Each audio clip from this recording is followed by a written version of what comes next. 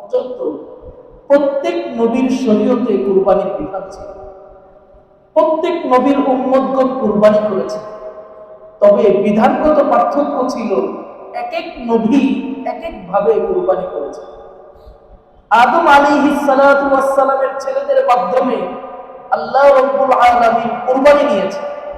হাবিল এবং কাবিল তারা কুরবানি করেছে।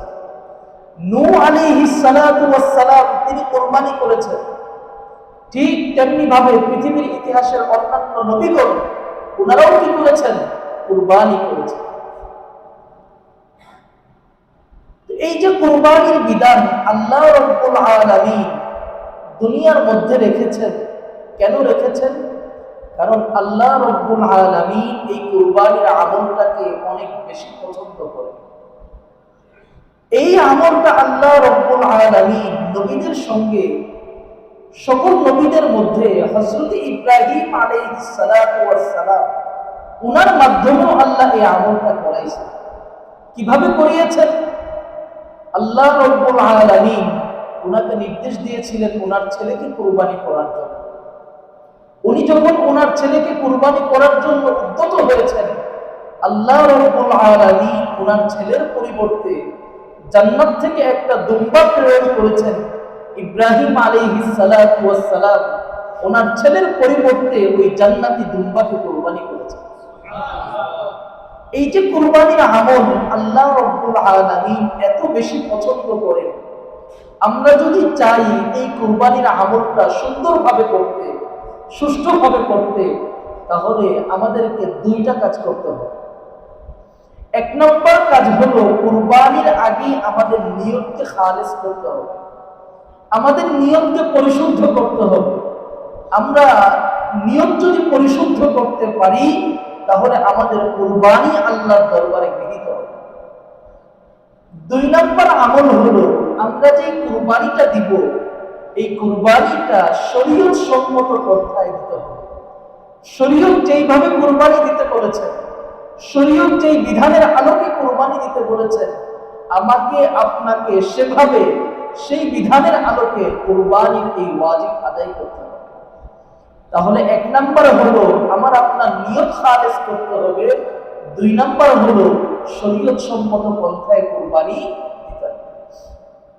যে কোনো ইবাদতের জন্য নিয়ত এটা অত্যন্ত গুরুত্বপূর্ণ। কেন গুরুত্বপূর্ণ? কারণ আপনি যেভাবে নিয়ত করবেন, আমলের আগে আপনার নিয়ত যেরকম হবে, আমল করে প্রতিদানটাও সেরকম পাবে। কুরবানির আগে যদি আপনার নিয়ত হয় কুরবানি না বরং গোশত খাওয়া, আপনার নিয়ত যদি হয় লৌকিকতা, তাহলে আপনি প্রতিদানটাও ওইভাবে পাবেন।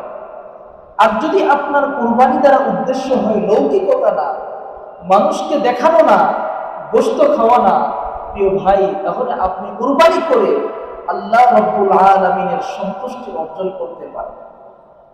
কুরবানি এটা অত্যন্ত দামি আমল। কুরবানির মাধ্যমে আল্লাহ তাআলা মূলত কি চান?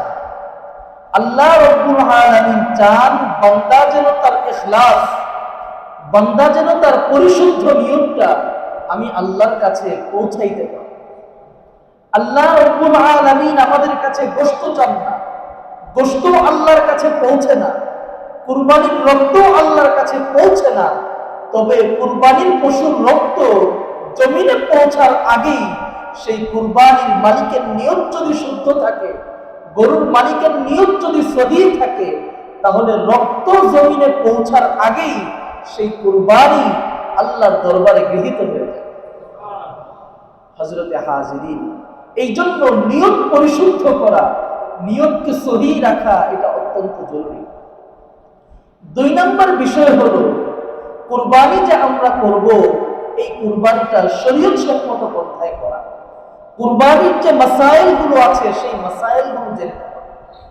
নিয়তের মধ্যে একটা বিষয় বললাম, লৌকিকতা না রাখা।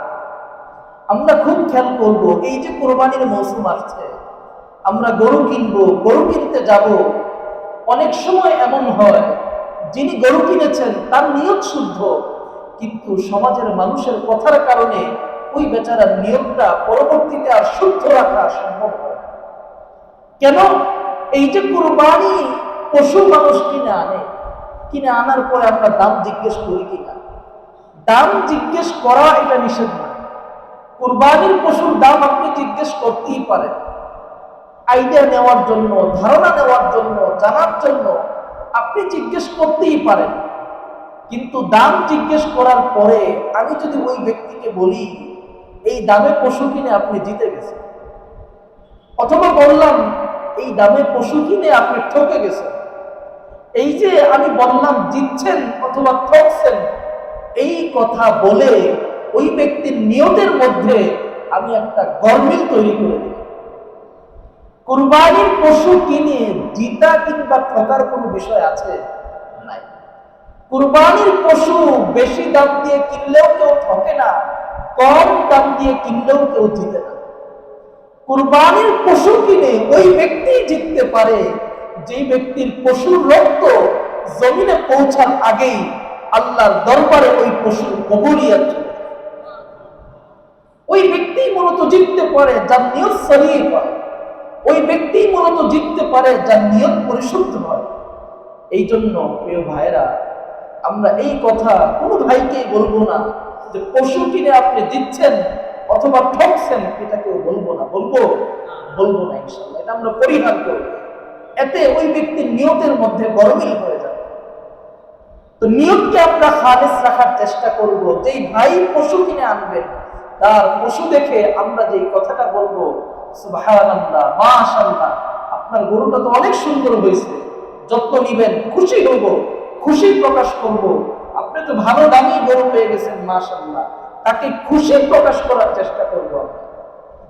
এরপরে আমরা আসি নিয়ত খালেস করার পরে, নিয়ত খালেস রাখার পরে, পশু কেনার পরে সবচাইতে বড় যে জিম্মাদারি সেটা হলো সেই পশুটাকে সঠিক উপায়ে আল্লাহর দরবারে পেশ করা, সঠিক উপায়ে কুরবানি করা, সঠিক উপায়ে সেটাকে জবেহ করা এবং সেটাকে আল্লাহ রব্বুল আলামিনের সামনে কুরবানির দিকে উপস্থাপন করা।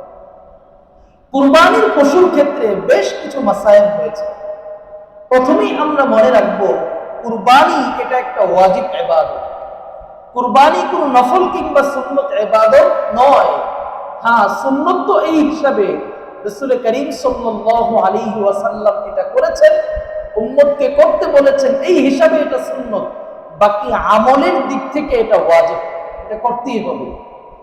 রাসূল করিম সাল্লাল্লাহু আলাইহি ওয়াসাল্লাম বলেছেন, কুরবানির ব্যাপারে তিনি হুঁশিয়ারি প্রকাশ করেছেন, এই তোমাদের মধ্যে যে ব্যক্তির সামর্থ্য রয়েছে, সুনান ইবনে মাজার হাদিস, মান ওয়াজাদা সাআতান ওয়া লাম ইউদহি ফালা ইয়াকরাবান্না মুসাল্লানা, তোমাদের মধ্যে যে ব্যক্তির সামর্থ্য রয়েছে কিন্তু সে কুরবানি করে নাই, আল্লাহর নবী বলেন ওই ব্যক্তি যেন ঈদের দিন আমার এই মসজিদে নববীর ঈদগাহের সামনেও না আসে, সে যেন আমার কাছেও না আসে। কত বড় হুঁশিয়ারি সত্য নবীজি ব্যবহার করেছে। সুনান আবু দাউদের হাদিসে রাসূল করিম সাল্লাল্লাহু আলাইহি ওয়াসাল্লাম বলেছেন, আলা ফি কুল্লি আমিন উদহিয়াতুন, এই সাহাবীরা তোমরা মনে রাখো প্রতি বছর তোমাদের জন্য কুরবানির বিধান রয়েছে। আল্লাহ রাব্বুল আলামিন কুরবানিকে তোমাদের জন্য আবশ্যক করে দিয়েছে। সুনানে তিরমিজির হাদিসে এসেছে রাসূল করিম সাল্লাল্লাহু আলাইহি ওয়াসাল্লামের ব্যাপারে সাহাবীগণ বর্ণনা করেছেন, নবীজি মদিনায় যে 10 বছর ছিলেন, 10 বছরই তিনি কুরবানি করেছেন। সুবহানাল্লাহ।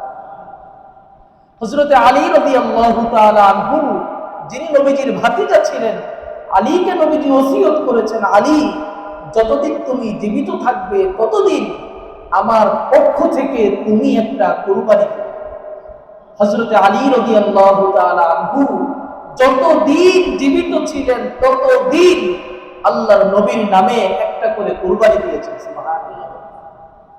আল্লাহর রাসূল কুরবানি দেওয়ার সময় যেই কথাগুলো বলতেন, আল্লাহুম্মা হাদা মিন মুহাম্মদ ওয়া মিন আলি মুহাম্মদ, আল্লাহ এটা মুহাম্মাদের পক্ষ থেকে, এটা মুহাম্মাদের পরিবারের পক্ষ থেকে।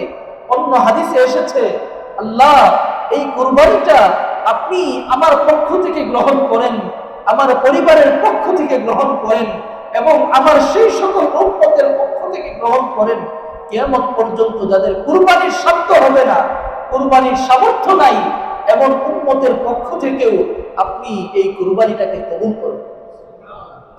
কিয়ামত পর্যন্ত যত উম্মত কুরবানি দেওয়ার তামান্না আছে কিন্তু সাধ্য নাই, আল্লাহর রাসূলের ওই দোয়ার বদৌলতে ওই কুরবানির সওয়াব তার আমলনামায় যুক্ত হয়ে যাবে ইনশাআল্লাহ।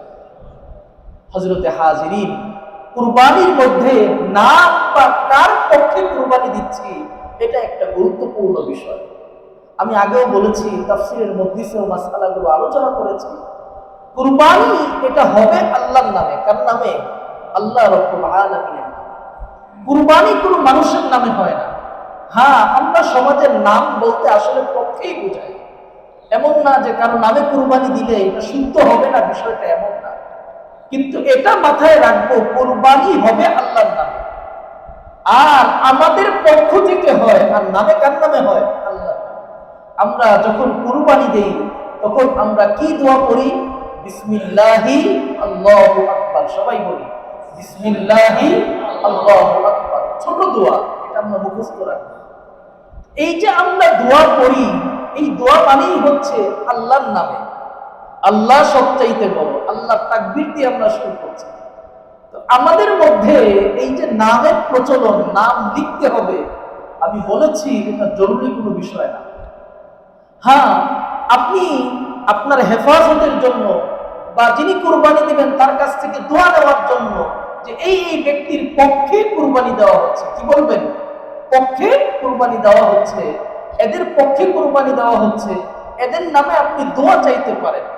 কিন্তু কুরবানি যিনি দিবেন, জবাই যিনি করবেন বা যিনি জবাই করবেন, তার জন্য এই সকল নাম জানাটা জরুরি।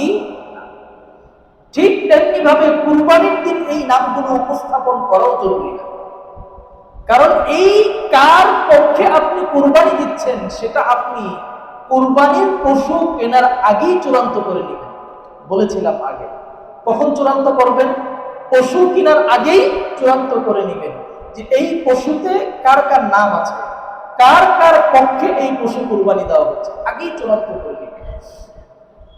এরপরে আসি, একটা পশুতে সর্বোচ্চ কয়জন নাম দিতে পারে? একটা ছাগলে সর্বোচ্চ কয়জন নাম দিতে পারে? 3 জন। একজন। কয়জন? একজন। একাধিক ব্যক্তির নামে একটা ছাগল কুরবানি দিলে কারো কুরবানি শুদ্ধ হবে না। ঠিক তেমনি ভাবে ভেড়া, দুম্বা এগুলো সর্বোচ্চ একজনের নামে কুরবানি দেওয়া যায়। ছাগল যদি কেউ কুরবানি দিতে চায়, খাসি, বকরি যদি কেউ কুরবানি দিতে চায়, সর্বোচ্চ একজনের পক্ষে দেওয়া যাবে। ঠিক তেমনি ভাবে আপনি যেই ছাগল, যেই বকরি, যেই দুম্বা কুরবানি দিচ্ছেন, এটার বয়স ন্যূনতম 1 বছর হতে হবে। কয় বছর? 1 বছর। ভেড়া কিংবা দুম্বার ক্ষেত্রে কিছুটা ছাড় রয়েছে। ভেড়া, দুম্বার ক্ষেত্রে এগুলোর বয়স যদি 6 মাস হয়ে যায়, 1 বছরের কমও থাকে, কিন্তু দেখতে 1 বছরের মতো হয়, তাহলে সেই ভেড়া, দুম্বাও কুরবানির উপযুক্ত হয়ে যায়। কিন্তু ছাগল 1 বছরের নিচে হলে এটা দিয়ে কুরবানি দেওয়া যাবে না। কুরবানি দিলেও সেটা শুদ্ধ হবে না, গোশত হালাল হবে কিন্তু কুরবানি শুদ্ধ। এবার আসেন গরু, গাভী, মহিষ, এগুলোর ক্ষেত্রে সর্বোচ্চ কয় বছর? 2 বছর হতে হবে। ঠিক তেমনি ভাবে একটি গরু, গাভী কিংবা মহিষে সর্বোচ্চ 7 জনের নাম দেওয়া যাবে। কয়জনের নাম? 7 জন। সর্বোচ্চ 7টি ভাগ হতে পারে। এর বেশি কোনো ভাগ যদি নেওয়া হয় তাহলে কুরবানি শুদ্ধ হবে না। অতএব একটা গরুতে 2 জন, 2টা ভাগ হতে পারে, 3টা ভাগ হতে পারে, 4টা ভাগ হতে পারে, 5টা ভাগ হতে পারে, 6টা ভাগ হতে পারে, আবার 7টা ভাগও। অনেকে জিজ্ঞেস করেন, হুজুর 5 নাম দেয়া যাবে কিনা? দেয়া যাবে। 4 নাম দেয়া যাবে কিনা? দেয়া যাবে। কথা বুঝতে পেরেছেন? 7 পর্যন্ত যে কোনো সংখ্যা আপনি চাইলে দিতে পারবেন। একটা উট যদিও গরুর চাইতে বড় প্রাণী, কিন্তু এখানেও সর্বোচ্চ কয়জনের নাম দেয়া যাবে? কয়টা ভাগ দেয়া যাবে? 7। এবার আসি বয়সের বিষয়। পশুর বয়স কত হয়েছে আপনি যদি বিষয়টা বুঝতে না পারেন, আপনার যদি অভিজ্ঞতা না থাকে, আমি বলেছি, তাফসীরের মজলিসেও বলেছি, তাহলে যিনি অভিজ্ঞ, যিনি বুঝেন এমন কাউকে সঙ্গে নিয়ে যাবেন। সঙ্গে নিয়ে, তার সঙ্গে নিয়ে আপনি তাকে সঙ্গে নিয়ে হাঁটে যাবেন। দেখে শুনে এরপরে পশু কিনবেন। বিশেষ করে যে সকল গরু দেখতে একটু ছোট, কম বয়সে, বড় গরু হলে তো সন্দেহ থাকে না, কিন্তু কম বয়সের, একটু কমের মধ্যে যদি কেউ গরু কিনতে চায়, তাহলে বয়সের ব্যাপারে নিশ্চিত হতে হবে। অনেক ক্ষেত্রে আমরা এই ব্যাপারে বিক্রেতাদের কথাকেই চূড়ান্ত মনে করি। হ্যাঁ, একজন বিক্রেতা মুসলমান, তার কথা অবশ্যই গ্রহণ করা যাবে, কিন্তু দিনদারি এবং তাকওয়ার দাবি এটাই, আপনি যেহেতু কুরবানি দিচ্ছেন, আপনি যেহেতু কুরবানি দিবেন, আপনি সর্বোচ্চ যেভাবে যাচাই করলে সুন্দর হয় সেভাবে আপনি যাচাই করেই পশুটা ক্রয় করবেন। ঠিক তেমনি ভাবে ছাগল, কম বয়সী ছাগল দেখতে ছোট, বয়স 1 বছর হয়েছে কিনা অভিজ্ঞ কারো মাধ্যমে দাঁত ইত্যাদি ভালোভাবে দেখে যাচাই করে এরপরে কিনবেন। কথা বুঝতে পেরেছেন? যাচাই করে কিনতে হবে। এরপরে আসেন কুরবানির পশুর ক্ষেত্রে আমরা যে শরীক নেই, শরীক গ্রহণ করি।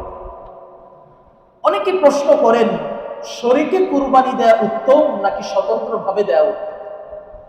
দেখুন, এটা তো নিঃসন্দেহে যে শরীকে কুরবানি দেওয়ার চাইতে স্বতন্ত্র কুরবানি দেয়াই ভালো। কিন্তু অনেক সময় এমন হয়, শরীকে কুরবানি দিলে অনেক কাজের ক্ষেত্রে সহজ হয়।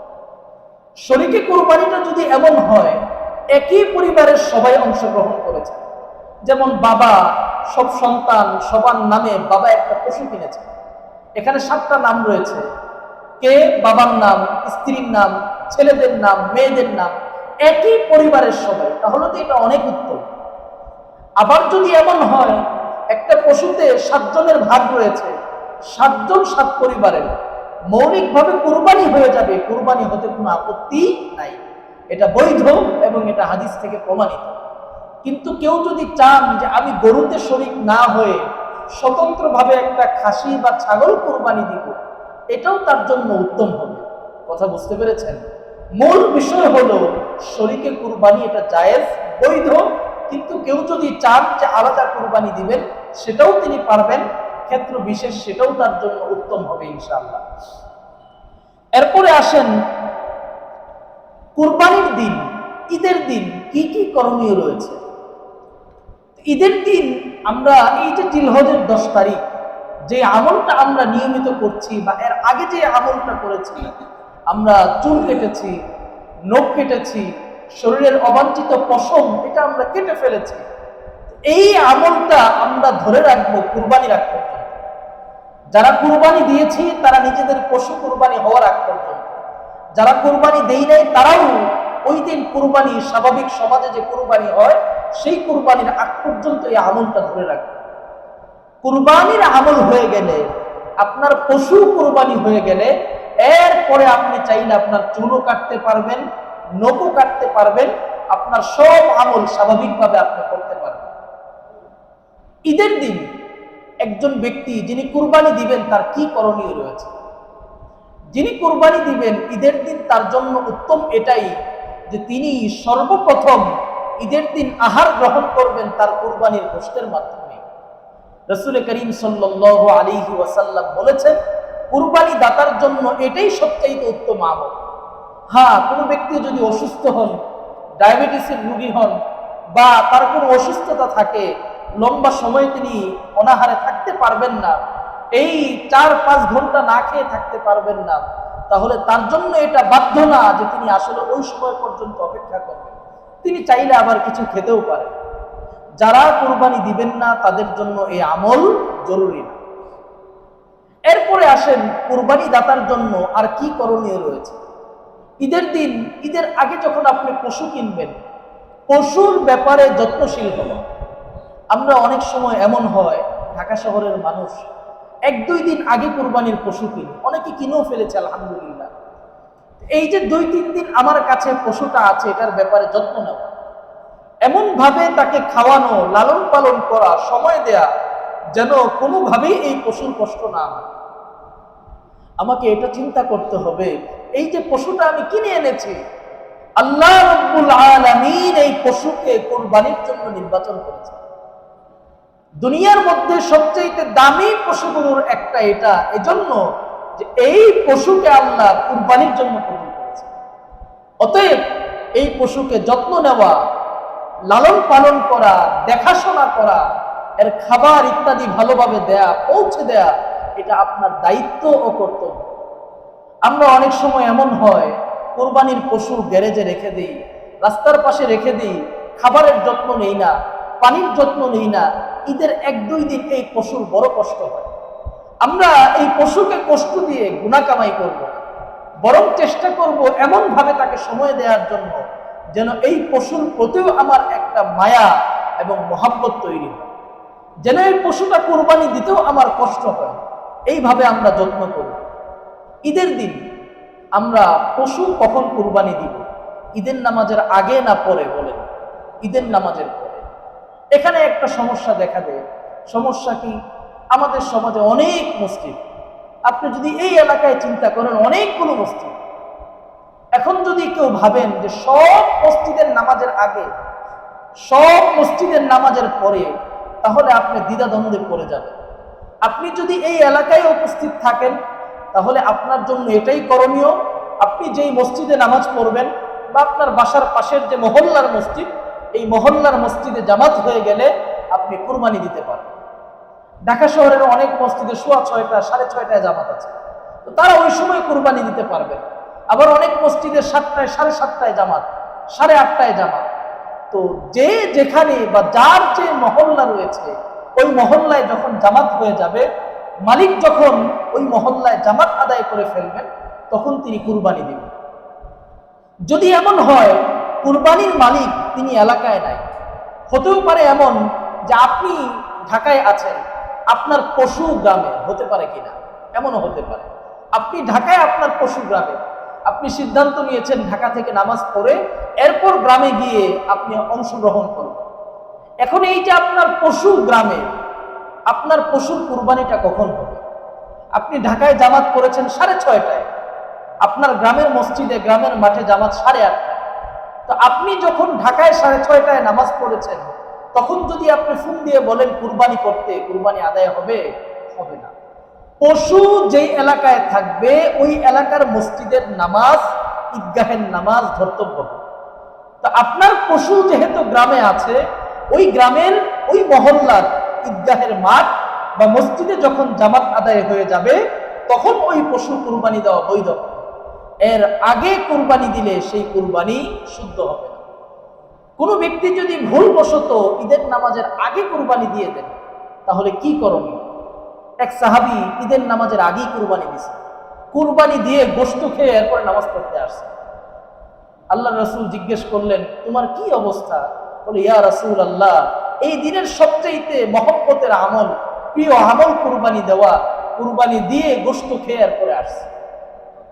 আল্লাহর নবী বললেন, তুমি তো গোশত খাইছো, গোশত খাওয়া হয়েছে, তোমার কুরবানি হয় নাই।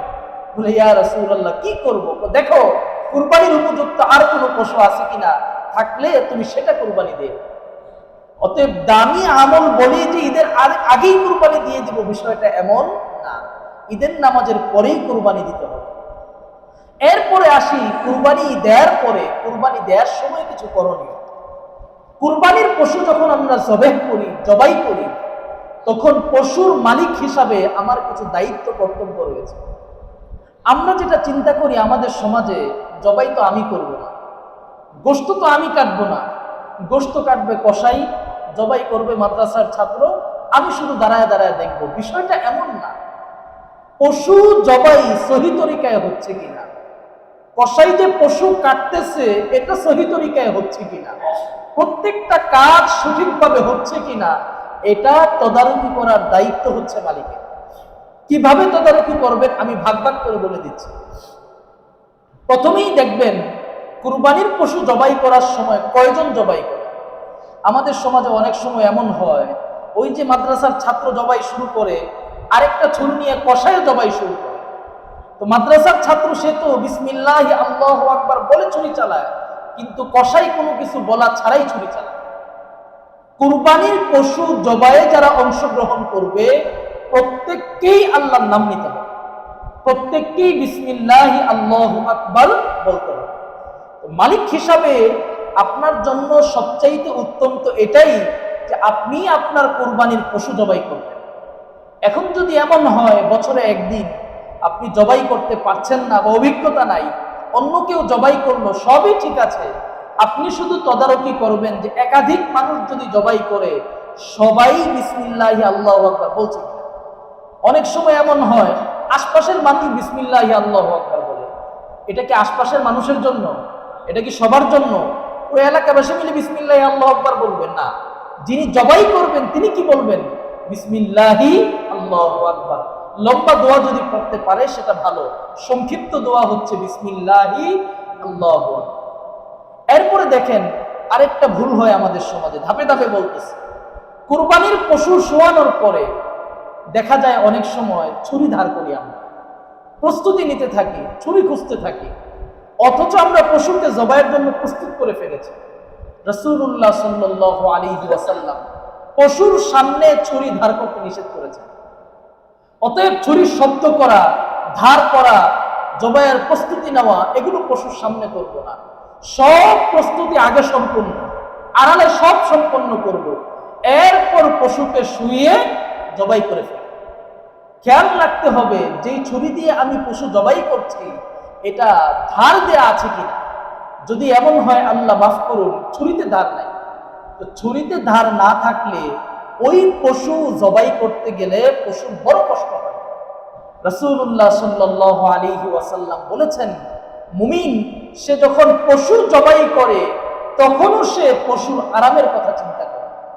অতএব ধারালো ছুরি নিবেন, যেন কয়েকবার এরকম পোষ দিলেই সুন্দরভাবে জবাই সম্পন্ন হয়ে যায়। আর জবাই করার সময় খেয়াল রাখতে হবে সবগুলো রগ, গলা এবং সিনার মাঝখানে যতগুলো রগ আছে রগগুলো কাটা হয়েছে কি। শুধু রক্ত বের হওয়াটা জরুরি না, বা রক্ত বের হওয়াটা যথেষ্ট না, রগ কাটতে হবে। কি কাটতে হবে? রগ। রক্ত তো আপনি চামড়া একটু খসালেই রক্ত বের হবে, কিন্তু রগ যদি কাটা না হয় পশুর হায়াত, পশুর দম বের হবে না। এই জন্য রগগুলো কাটতে হবে। যদি এক ছুরিতে না কাটে কসাইকে বলতে হবে অন্যান্য ছুরি দিয়ে তৎক্ষণাৎ রগগুলো কাটতে। রগ না কেটে পশুকে আমরা ছেড়ে রাখবো না, তাহলে পশু ছটফট করবে, কষ্ট হবে। আমার এই যে মহব্বতের কুরবানিটা এটা সঠিকভাবে সুন্দরভাবে দেয়া হবে। এরপরে দেখেন পশু জবাই করার পরে আমাদের সমাজে এখন এটা ব্যাপক হারে বৃদ্ধি পাচ্ছে, অথচ হাদিসে এটাকে কঠোরভাবে নিষেধ করা হয়েছে। পশু জবাই করার পরে তৎক্ষণাৎ কসাই চামড়া ছোলা শুরু করেন কিনা। কারণ কসাইয়ের তাড়াহুড়া হচ্ছে তিনি যদি এটা তাড়াতাড়ি করতে পারেন আরেকটা গরু নিতে পারবেন। কিন্তু এই যে আমি জবাই করা মাত্রই চামড়া ছোলা শুরু করছি, দম কি এখনো বের হয়েছে? হায়াত কি বের হয়েছে? এটা পশুর জন্য বড় কষ্টকর হয়। প্রিয় ভাই, এত টাকা দিয়ে আমরা কুরবানির পশু কিনি, লাখ লাখ টাকা খরচ করি, এত মেহনত, এত কুরবানি, সব কিছুর পরে যেই পশুটাকে আমি জবাই করতেছি এটাকে যদি আমি সুন্দরভাবে, সুষ্ঠুভাবে যদি আমি এটাকে জবাই করতে না পারি তাহলে এটা আমার জন্য বড়ই বেদনাদায়ক বিষয় হবে। যদি এই কারণে আমার কুরবানির পশুটা বা আমার এই কুরবানিটা আল্লাহর দরবারে গৃহীত না হয় তাহলে এটা আমার জন্য বড়ই ব্যথা এবং আফসোসের কারণ হবে। এই জন্য আমরা এই বিষয়টাও খেয়াল রাখবো, কোনো কসাই যেন এমনটা করতে না পারে। মাত্র 5 থেকে 10 মিনিট অপেক্ষা করলেই হয়, পশুর রক্তগুলো বের হয়ে যাবে, তার ভেতরে সব প্রবাহিত রক্ত বের হয়ে যাবে, রগগুলো কাটা হবে, পশু আস্তে আস্তে স্থির হবে, দম বের হয়ে যাবে, এরপরে চামড়া খসানো হবে। এটা পশুর জন্য অত্যন্ত আরামদায়ক হবে। এরপরে আসেন কুরবানির গোশত বন্টন। কুরবানির গোশত বন্টন এটার সুনির্দিষ্ট কোনো পদ্ধতি নেই। উত্তম তো এটাই, সর্বোত্তম তো এটাই যে কুরবানির পশুর এক ভাগ নিজের জন্য রাখা, এক ভাগ আত্মীয়দেরকে হাদিয়া দেয়া, এক ভাগ গরিবদেরকে দান করা। কেউ যদি পুরোটা নিজের জন্য রেখে দেন এটাও তার জন্য জায়েজ আছে। কথা বুঝতে পেরেছেন? অতএব এ নিয়েও কাউকে তিরস্কার করা যাবে না, এটাও তার জন্য বৈধ। কিন্তু যেহেতু আমরা কুরবানি দিচ্ছি, আল্লাহর সন্তুষ্টির জন্য কুরবানি দিচ্ছি, এখানে তো আমাদের গোশত খাওয়ানোর উদ্দেশ্য না, মূল উদ্দেশ্য হলো আল্লাহর সন্তুষ্টি অর্জন করা। ওটা তো জবাই করা মাত্রই রক্ত জমিনে পৌঁছার আগেই অর্জন হয়ে গেছে ইনশাআল্লাহ। এখন এই কুরবানির গোশত এটা সমাজের যারা গরিব মানুষ, মহব্বতের মানুষ যারা, এদেরকে এই গোশত দেয়া। এখন এই গোশত দেওয়ার ক্ষেত্রে আমি যাদেরকে দিচ্ছি এটাও গুরুত্বপূর্ণ। আমাদের সমাজে অনেক পেশাদার ফকির আছে, কুরবানির দিন ঢাকা শহরে আসে। এরা তো দরিদ্র, অনেকেই দরিদ্র, অনেকেই দরিদ্র না। আমরা এদেরকে কোরবানির গোশত দিতে পারবো, মৌলিকভাবে কোনো আপত্তি নাই। কিন্তু এদের মধ্যে আবার কেউ কেউ এমন আছে, এই কুরবানির গোশতগুলো আবার বিক্রি করে দেয়। মৌলিকভাবে শরীয়তের বিধান হলো কুরবানির পশুর কোনো অংশ বিক্রি করা যায় না। যদিও আপনি বিক্রি করছেন না, আপনি তো তাকে দিয়ে দিচ্ছেন, দান করতেছেন, কিন্তু প্রকারান্তরে দেখা যাচ্ছে আপনার পশুর একটা অংশ বিক্রি হচ্ছে। এমন যদি কোনো ফকির বা দরিদ্রের ব্যাপারে আপনার সন্দেহ হয় সে তো এগুলো বিক্রি করবে, পেশাদার ফকির, তাহলে এদেরকে দান করা থেকে বিরত থাকতে হবে। হ্যাঁ, একান্ত নিরুপায় হলে ভিন্ন কথা। চেষ্টা করবেন আপনার দান, কুরবানির পশু, এই যে গোশত আপনি দান করছেন, এটাও যেন সমাজের উত্তম জায়গায় পৌঁছে যায়। একটা হলো মহব্বতের মানুষ যারা এদেরকে হাদিয়া দিলেন, আত্মীয় যারা এদেরকে হাদিয়া দিলেন, পাড়া প্রতিবেশী এদেরকে হাদিয়া দিলেন। আরেকটা হলো গরিবদেরকে দান করলেন, এটা হাদিয়াও দেওয়া যায়, দানও করা যায়। এখন আপনি যখন দান করবেন, ওই ক্ষেত্রেও আপনি চিন্তা করবেন আপনার সমাজ, আপনার পরিবারের কোন লোকটা কুরবানি দেয়নি, পরিবার বলতে আত্মীয়ের কোন লোকটা কুরবানি দেয়নি, আপনার এলাকার কোন মানুষটা কুরবানি দেয় নাই। সে কুরবানি যে দেয় নাই এটাও মানুষকে বলে নাই, তার যে চাহিদা আছে সেটাও মানুষকে জানায় না। অথচ মুখাপেক্ষী মানুষ, ওই ব্যক্তির পরিবারে যদি আমি 1 কেজি গোশত পাঠাই, 2 কেজি গোশত পাঠাই, এটা তার জন্য বড় আনন্দের কারণ হবে। এমন পরিবার খুঁজে খুঁজে যদি আপনি কুরবানির গোশত দিতে পারেন, দান করতে পারেন, এটা ওই দিনের কুরবানির পরে সবচাইতে উত্তম আমল হবে ইনশাআল্লাহ। আপনার কুরবানির গোশত খেয়ে কোনো পরিবার যদি আনন্দিত হয়, কোনো পরিবারের মধ্যে যদি হাসি ফুটে, কেউ যদি আপনার জন্য দোয়া করে, এটা আপনার জন্য বড় সওয়াব এবং আজর এর কারণ হবে ইনশাআল্লাহ। এই তো হলো কুরবানির মৌলিক মাসআলাগুলো। এরপরে আসি কুরবানির চামড়া। কুরবানির চামড়ার ব্যাপারে আমরা সবাই জানি, এটা ব্যক্তি চাইলে নিজেও ব্যবহার করতে পারেন। আপনি যদি চান আপনার চামড়া আপনি ব্যবহার করবেন, চামড়ার গদি বানাবেন, চামড়ার বিছানা বানাবেন, সব বানাইতে পারবেন। কিন্তু যে কুরবানির চামড়া দিয়ে আপনি গদি বানাইলেন, এই গদিও কিন্তু পরবর্তীতে বিক্রি করা যাবে। কুরবানির চামড়া ব্যবহার করে আপনি মস্ক বানাইলেন, এটাও পরবর্তীতে বিক্রি করা যাবে না। কেন যাবে না? কারণ চামড়া এটা কুরবানির পশুর একটা অংশ। ঠিক তেমনি ভাবে কেউ যদি চামড়া খেতে পারেন, এটা খাওয়া, এটা যদি কারো অভ্যাস থাকে, অনেকেই খান শুনেছি, এটা খাওয়ার কোনো পদ্ধতি থাকতে পারে, এটাও তিনি করতে পারেন। মোট কথা, এটা মালিক চাইলে যে কোনো কাজে ব্যবহার করতে পারে। কিন্তু এই চামড়া কাউকে পারিশ্রমিক হিসাবে দেয়া যাবে না, খেয়াল রাখবে। কসাইয়ের সঙ্গে আপনার চুক্তি হয়েছে 6,000 টাকা, কসাইকে বললেন 5,000 টাকা দিব আর চামড়াটা দিয়ে দিব, জায়েজ হবে? এটা বৈধ হবে। ঠিক তেমনি ভাবে কসাইকে বললেন 5,000 টাকা দিব আর 2 কেজি গোশত দিয়ে দিব, জায়েজ হবে? জায়েজ হবে না।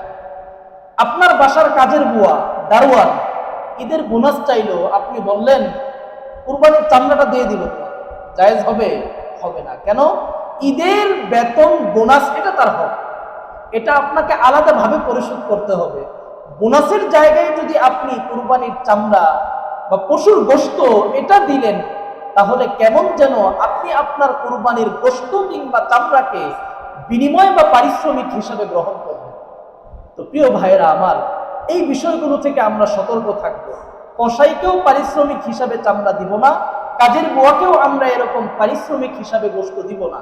এটা থেকে আমরা সর্বোচ্চ সতর্ক থাকার চেষ্টা করব। চামড়া এটা যদি আপনি বিক্রি করতে পারেন, বিক্রিলব্ধ অর্থ এটা গরিবদেরকে সদকা করে দিতে হবে। বিক্রিলব্ধ অর্থ নিজে ব্যবহার করতে পারবেন না, নিজের কাজেও ব্যবহার করতে পারবেন না, বা এটা যদি কোনো গরিবকে দান করে দেন, সেটাও আপনার জন্য বৈধ হবে।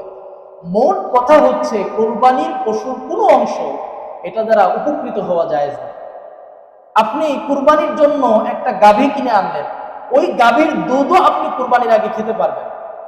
যদি এমন হয় দুধ দহন করতে হয়, সেই দুধটাও আল্লাহর রাস্তায় সদকা করে দিতে হবে। কারণ কুরবানির পশু থেকে কোনোভাবেই, কোনো পদ্ধতিতেই উপকৃত হওয়া এটা কি নাই, জায়েজ নাই। হযরতে হাজিরিন, আমরা চেষ্টা করব আমাদের এই কুরবানি যেটা আমরা দিচ্ছি, আমাদের এই যে কুরবানি, এটা তো আমাদের মালের কুরবানি, আমাদের কুরবানি এটা তো আমাদের নিয়তের কুরবানি। এই যে কুরবানি আমরা দিচ্ছি, আমাদের কষ্টের অর্থ ব্যয় করে আমরা কুরবানি দিচ্ছি, অবশ্যই এখানে অর্থ ব্যয় এটা আমার রিজিকের মধ্যে বড় বরকতের কারণ। কুরবানি দিচ্ছি আমরা চেষ্টা করব এই কুরবানিটা যেন শরীয়ত সম্মত পদ্ধতিতে হয়, সেটা খেয়াল রাখা। কোনোভাবেই যেন কোনো ধরনের ত্রুটি এবং বিচ্যুতি না থাকে সেটা খেয়াল রাখার জন্য। এবং এই বিষয়ে যদি কোনো সংশয় থাকে, কোনো বিষয় জিজ্ঞেস করার থাকে, সেটা কুরবানির আগেই জেনে নেওয়া, কুরবানির আগেই সেটা সমাধান করে নেওয়া। আর কুরবানির দিন কুরবানি আদায় করার পরে, কুরবানির গোশত বন্টন করার পরে, কুরবানির দিনগুলোতে, এই ঈদের দিনগুলোতে আরেকটা বিষয় আমাদের সমাজে অবহেলা লক্ষ্য করা যায়, সেটা হলো নামাজের অবহেলা। কুরবানির এই দিনগুলোতে, ঈদের আগের দিন, ঈদের দিন, ঈদের পরের দিন, একেবারে 13 তারিখ আসর পর্যন্ত আমাদের প্রত্যেক নামাজের পরে একটা ওয়াজিব আমল রয়েছে। সেই আমলটা হলো একবার করে তাকবীর বলা, আল্লাহু আকবার, আল্লাহু আকবার, লা ইলাহা ইল্লাল্লাহু আল্লাহু আকবার, আল্লাহু আকবার, ওয়ালিল্লাহিল হামদ। আর ঈদের আগের দিন আরাফার রোজা রয়েছে। আরাফার রোজার ফজিলতের কথাও বলেছি যে আরাফার রোজা যে ব্যক্তি রাখবে, আল্লাহ রব্বুল আলামিন, আল্লাহ নবী আশাবাদী হয়েছেন যে আল্লাহ তার 1 বছর আগের, 1 বছর পরের গুনাহ মাফ করে দেবে। এই আরাফার রোজা আগামী রবিবার দিন আমরা চেষ্টা করব, শনিবার রবিবার 2 দিনে যদি আমরা রোজা রাখতে পারি অনেক ভালো। আপনাদেরকে বলেছি, অনেকে আমাকে জিজ্ঞাসাও করেছেন, কেউ যদি কুরবানির চামড়া মাদ্রাসায় দিয়ে দেন, আলহামদুলিল্লাহ, আপনার যেই মাদ্রাসার সাথে ভালো সম্পর্ক, যেই মাদ্রাসার সাথে আপনার সম্পর্ক রয়েছে, আপনি যে কোনো মাদ্রাসায় যেখানে লিল্লা বোর্ডিং রয়েছে, ছাত্রদেরকে ফ্রি খোরাকি দেওয়া হয়, এমন যে কোনো মাদ্রাসায় আপনি কুরবানির চামড়া দিতে পারেন। কুরবানির দিন মাদ্রাসার ছাত্ররা আসে, পশু জবাই করে। এইটা আমাদের দেশের মাদ্রাসাগুলো আপনাদের কুরবানির চামড়া, যাকাত ইত্যাদির মাধ্যমে মাদ্রাসাগুলোতে লাখো লাখো তালিবুল ইলম পড়াশোনা করে, আলহামদুলিল্লাহ। এটা আমাদের দেশের মাদ্রাসাগুলো এটা একটা হক মনে করে নিজেদের, যে মুসলমানরা তাদের কুরবানির চামড়া এটা মাদ্রাসাগুলোতে পৌঁছে দিবে। এক সময় তো পৌঁছে দেওয়া হতো, এখন মাদ্রাসার প্রতিনিধি আসে এটা নেয়ার জন্য।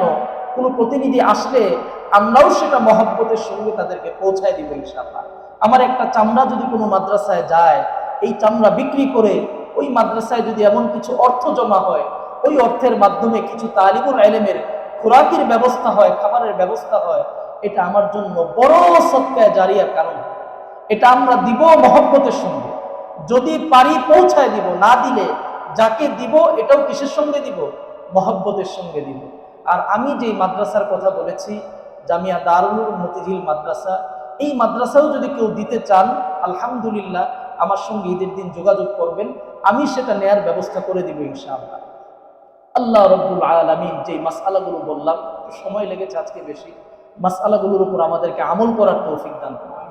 আরো 3 দিন আছে, যার যে কোনো মাসআলা জিজ্ঞেস করার ইনশাআল্লাহ আমাকে করবেন, সেটা সমাধান দেওয়ার চেষ্টা করব।